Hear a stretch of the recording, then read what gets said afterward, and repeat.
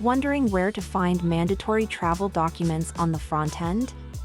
Travelers first choose their destination and dates. Next, they select their preferred travel option.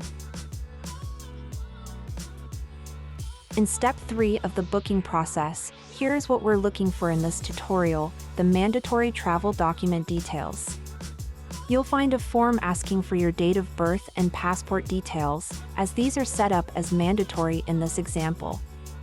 If left incomplete, you won't be able to finalize your booking. It's all straightforward and user-friendly.